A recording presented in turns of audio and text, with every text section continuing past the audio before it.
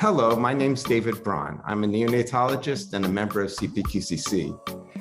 Today, I'd like to speak to you about how you can use NICU Reports, a website in CPQCC, to understand how your nursery is doing and how to improve it with QI work. The NICU reports have a lot of good information that you can use to help improve the care of your babies.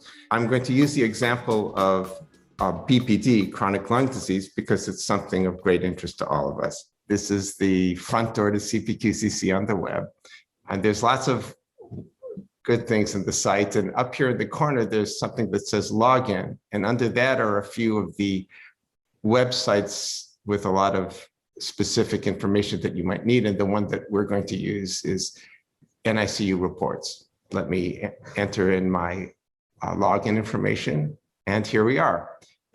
What shows up first is a little window with operational information for your nursery, which we won't look at today. And behind that is the starting screen, which is the health equity dashboard. So that's an important dashboard. What I'd like to do is use one that will be of more use for today's talk. And I'm going to choose the one that's highlighted here called Dashboard. I'd like to start out with that because it gives you a nice snapshot of a lot of things in your nursery, and it's a good jumping off point if you want to take a peek at your nursery. The one that we're going to talk about is chronic lung disease, which is right here in the middle. It looks like our nursery here has a rate of 50.04%. We know it's on the high side because it's highlighted in orange. So that makes me think, well, I should take a look at this. We have some little icons at the bottom of each one of these boxes with links to tables or charts that have to do with this particular measure. I'm going to go and choose the standardized chart, because maybe my first question is going to be, is the reason why our rate is high because of a case mix difference, or is it even adjusted for that we're having an issue? What comes up first is all the nurseries in the state, each as a line, with the length of the line as the confidence limits. And unfortunately, it looks like our nursery, which is in the orange, is way over to the right on the high side of the nurseries in the state. The next question I might have is the problem there because we just had a fluke year in 2020, or has there been a trend in this way?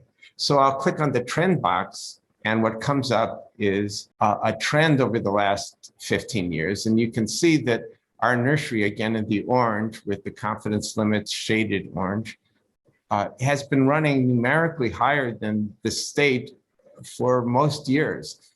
The state, again, is in teal. Another more concerning thing is that the lower confidence limits are running near or above the average for the rest of the state, suggesting that we're statistically higher than the state. So it makes me want to move on further into looking into chronic lung disease.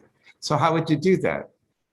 I think my next step would be to think about some processes which can affect chronic lung disease rates and see how we're doing with those. I think the first one would be choosing a control chart so it's statistically more flexible. The first one that would come to mind for me would be surfactant.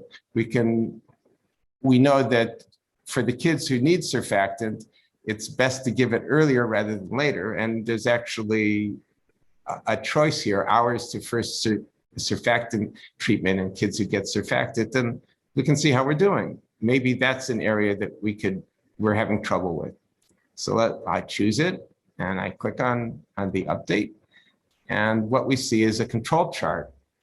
Again, the state is in the teal and we're in the orange. What I see here is that if you look at us, we tend to, if anything, run lower than the state a lot of years recently.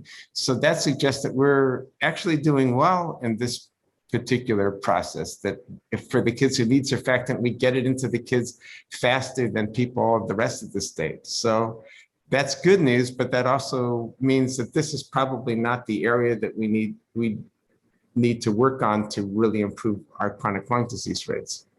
So let's think of something else. Another thing that comes to mind is non-invasive ventilation. There's a certain amount of evidence that avoiding intubation and conventional ventilation can decrease the rate of chronic lung disease. So let's look at some measure for that. One thing that comes up is there's a number of things that you can look at. I typed in non-invasive ventilation, and the one that draws my attention is down here. The kids who only got non-invasive ventilation, if among the kids who were not depressed, who had APGARs greater than 6. So hopefully that number is high. So let's see how we did. Looking here, it looks like the state, again in the teal, has been rising in the rate of doing this over the last decade or so. But if you look at us, we're all over the place. We're up and down, and it seems like we don't really have a consistent approach to managing ventilation in kids who aren't depressed at birth. So this makes me think this may be an area worth discussing with my group and seeing whether that's something we could work on that would help improve the chronic lung disease in our kids. You can, in order to share these pictures, you can, right here, there's a box where it allows you to print or download for you to send around by email or however to your group. Though this is just a little snapshot that I hope it gives you a sense that getting around this website for your QI questions about outcomes of processes is very doable. And not only that, if you have any questions about how to do it, it's easy to get help. CPQCC is there to help you use that website to make the most out of this information for the care of the babies across the state.